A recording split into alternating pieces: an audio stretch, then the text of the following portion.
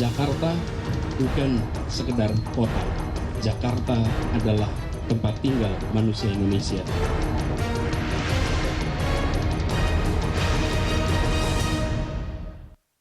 Terima kasih Anda kembali bersama kami dan kami kembali lanjutkan dialog ini dengan Pak Hidayat. Ini kalau kita lihat kan memang kalau karakter dari masing-masing calon gubernur ini berbeda-beda gitu ya. Nah menurut Anda apa kelebihan dari pasangan Anies dan Sandi ini? Dalam hal komunikasi ya? Ya.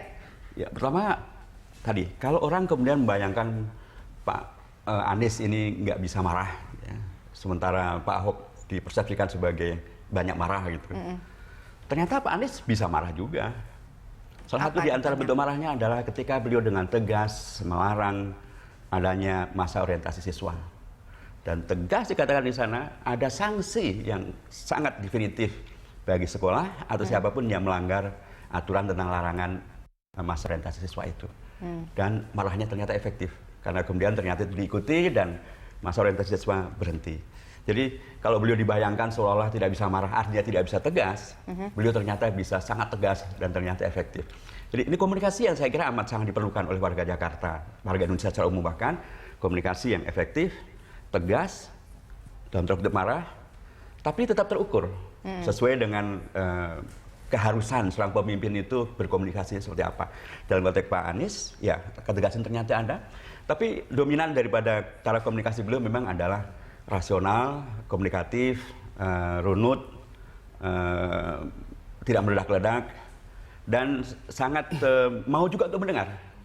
Saya kira ini juga bagian dari yang dipentingkan untuk para pemimpin. Para pemimpin itu sesungguhnya bukan hanya bisa memerintah, kadang-kadangnya disebut juga pemerintah. Tapi dalam konteks demokrasi, dia harus tahu bahwa dia dipilih oleh rakyat. Dan karenanya dia mempunyai mandat dari rakyat dan karenanya harus mendengar dari rakyat.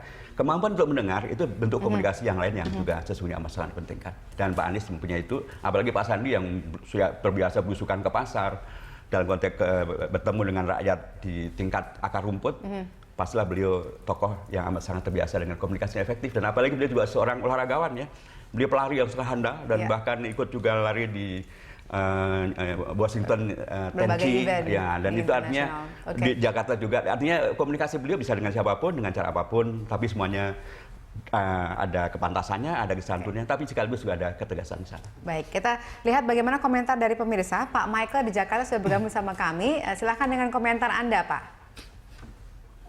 Oke. Silahkan, Pak. Selamat malam semuanya, Pak. Itu dari PKS dan Bapak satu lagi. Iya, malam, Pak. Ya, malam. ada Pak Hidayat dan Pak Samsudin. Halo, selamat malam. Malam, ya. Mas. Ya. Betul. Saya cuma ingin menanyakan sebenarnya apa latar belakang pemilihan Pak Anies dan Sandiaga Uno. Lihat kalau menurut saya sejarah di Jakarta ini memang gubernur-gubernur sebelumnya dipimpin oleh gubernur yang santun, baik, terpelajar, dan banyak pengalaman.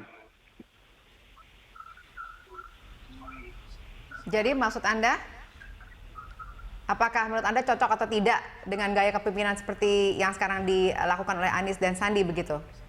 Jadi menurut saya, apakah Bapak tidak melihat kinerja gubernur saat ini yang saya rasakan sebagai warga Jakarta gitu, kerjanya ada, programnya jelas dan orangnya cukup tegas dan memang dari segi infrastruktur dan kesejahteraan rakyat gitu udah bisa langsung kita rasakan. Baik, ya kita sudah tangkap maksud Anda, Pak Michael. Terima kasih sudah bergabung sama kami. Silakan Pak Hidayat ditanggapi. Ya, sudah dirasakan karena memang Pak Ahok kemarin mendapatkan amanah sebagai wakil gubernur menjadi gubernur, ya wajar memang begitu. Tapi apakah kemudian yang lain tidak dirasakan? Tadi saya katakan Pak Anies mempunyai kebijakan nasional yaitu menghentikan masa orientasi siswa dan itu dilaksanakan dan semua orang mestinya merasakan karena memang itu terkait kalau kita punya anak-anak yang sekolah ya itu pasti merasakan hal itu. Jadi kalau ini kemudian kita bawa kepada spektrum yang tingkat provinsi, kalau beliau tingkat nasional aja bisa buat kebijakan yang efektif, maksud untuk tingkat provinsi nggak bisa. Apalagi beliau seorang yang sangat rasional, sangat terpelajar, sangat terukur dengan beragam kegiatan yang sudah dilakukan dan sudah dikerjakan dan sangat dipercaya oleh publik. KPK saja sangat percaya. Dan lembaga internasional tadi kan beragam penghargaan yang diterima dari beragam pihak, dari dalam beragam keahlian gitu ya atau profesi, itu juga menandakan bahwa beliau mempunyai kualifikasi untuk bisa menghadirkan Jakarta yang lebih baik. Tadi saya katakan bahwa segala yang baik dari Pak Ahok, ya kita akan lanjutkan.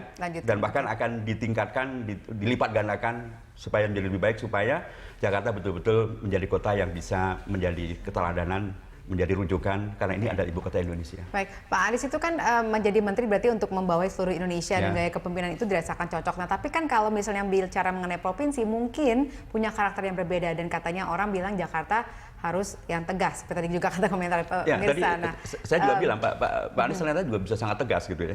Masalah perpeloncoan itu kan sudah akut itu, Pak. Mungkin di zaman kita kecil dulu ya di Wasit sudah terjadi itu perpeloncoan tingkat SMP, SMA, di perguruan tinggi. Dan itu kan menghadirkan banyak tragedi. Itu bisa dihentikan oleh beliau. Dan itu kan suatu ketegasan yang luar biasa. Ya. Cocok tidak Pak untuk skema Jakarta kira-kira? Jadi begini, kalau Pak Anies memang betul beliau cukup komunikatif lah. Memiliki kemampuan mengartikulasikan apa yang dipikirkannya secara baik di depan publik. Namun saya ingin mengatakan bahwa pemimpin yang kita butuhkan tentu tidak cukup hanya komunikatif, tidak cukup hanya baik, tidak cukup hanya santun. Yang tidak kalah pentingnya adalah bagaimana pemimpin itu mengambil keputusan, mengeksekusi kebijakan. Nah, saya pikir itu salah satu kelebihan petahana Pak Ahok saat ini ya. Nah, di sisi lain yang juga penting adalah bagaimana pemimpin memiliki nyali politik. Nyali politik bukan hanya menghadapi mafia tanah, mafia segala macam, tapi juga menghadapi pemerintah pusat. Sebab Jakarta ini kan ibu kota negara. Sehingga dan di situ kelebihan Jokowi ya, ketika berpasangan dengan Pak Ahok dulu di awal 2012, bagaimana mengajak pusat ikut menyelesaikan masalah Jakarta. Nah, pasangan pesaing petahana itu mesti memiliki kemampuan itu, baik Anies dan Sandi maupun Agus dan Silviana. Oke. Ya, ada penelpon Ibu Erni yang sudah bergabung bersama kami. Selamat malam Ibu Erni, silakan dengan komentar Anda. Mbak. Silakan Ibu. Ya, malam Mbak. Malam. Oke. Ya, ada penelpon Ibu Erni yang sudah bergabung bersama kami. Malam Mbak. Ya, Mbak, saya warga DKI, Mbak. Saya warga DKI, saya lihat kayaknya Pak Ahok lebih cocok memimpin Jakarta karena dia tegas, keras dan berani gitu loh. Baik. Kalau Pak Anies kayak rasa dia lebih cocok di bidang pendidikan ya dengan kata-kata santunnya gitu loh. Kalau untuk jadi Gubernur DKI kurang pantas Pak, soalnya Ahok lebih pantas. Saya udah menikmati hasil kinerjanya, bagus banget Pak, kagum Pak. Iya.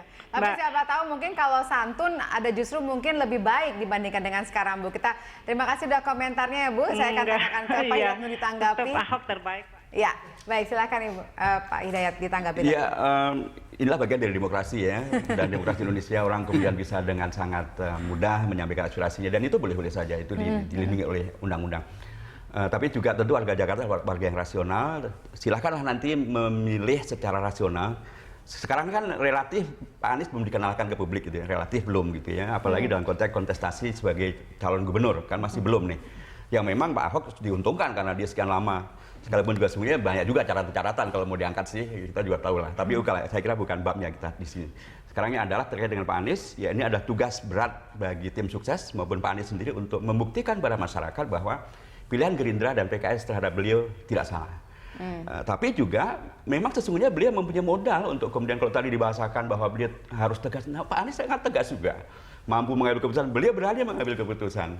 Tadi kondisi yang sudah sangat akut itu ya. Memang waktu beliau belum panjang kan, jadi menteri sekitar baru 20-an bulan gitu, belum panjang. Tapi itu pun sudah punya prestasi. Tapi sebelum itu prestasi-prestasi beliau kan juga luar biasa.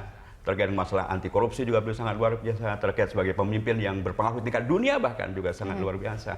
Jadi Jakarta adalah tantangan beliau berikutnya, dan beragam masukan dari warga tadi pastilah harus juga menjadi perhatian dari beliau tentang bagaimana bukan hanya dicitrakan sebagai seorang yang santun, tapi berani, tegas, tapi tidak harus kemudian kehilangan kontrol, tidak harus juga orientasi gusur-menggusur. Toh perbaikan itu bisa dilakukan tanpa harus kemudian menyengsarakan rakyat, dan saya kira Pak Anies mempunyai banyak jurus tentang hal itu. Baik, kita akan lanjutkan perbincangan kita nanti setelah jeda berikut ini. Tetap bersama kami pemirsa.